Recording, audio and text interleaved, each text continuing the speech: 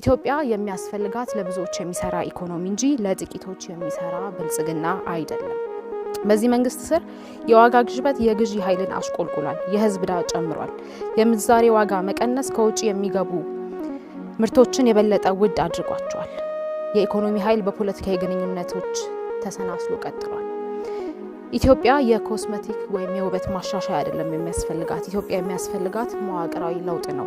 ይህንን ደግሞ ላለፉት ዓመታት እድል ተሰጥቶት የነበረው ብልጽግና ፌል እንዳደረገበትና ሊሰራው እንደማይችል በተደጋጋሚ ያሳየን ጉዳይ ነው።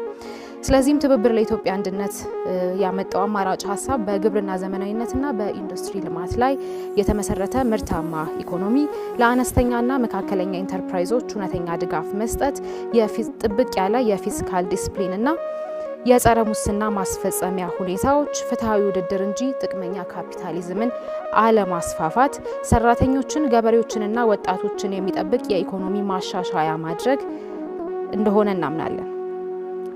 ለውጦች የሚያስፈልጉት ወይም ለውጦች የሚመጡት በፕሬስ ኮንፈረንስ በመስጠት ሳይሆን በትክክል በተግባር በማሳየት ነው ብለን እናምናለን። አሁንም በተደጋጋሚ የብልጽግና መንግስት ፌል እንዳደረገና የሀገሪቱን ኢኮኖሚ ከድጡ ወደ ማጡ እየከተታት እንደሆነ የኢትዮጵያ ሕዝብ የሚረዳው ነገር ነው። ምክንያቱም ኢኮኖሚ ሌላ ተአምር የለውም። ኢኮኖሚ ማለት ሕዝብ በልቶ አድሯል ወይ፣ ሀገር በምን አይነት ሁኔታ ላይ ነው የምትገኘው ማለት ነው። ቅድም እንደጠቀስኩት ውበት እኛን ወይም ደግሞ ሕዝብ ሊሸውዱ አይችሉም። የየዕለት እውነታችን በልቶ ማደር አለመቻል፣ ኪራይ አለመክፈል እንደሆነ የምንገነዘብን ነው የምናውቀው ሁኔታ ነው። ሕዝባችን ጠንካራ እንደሆነ እናምናለን። ወጣቶቻችንም በጣም ብቁ ናቸው። ገበሬዎቻችን በየትም አይነት መልኩ ታይቶ በማይታወቅ ሁኔታ ታታሪዎች እንደሆኑ እናምናለን።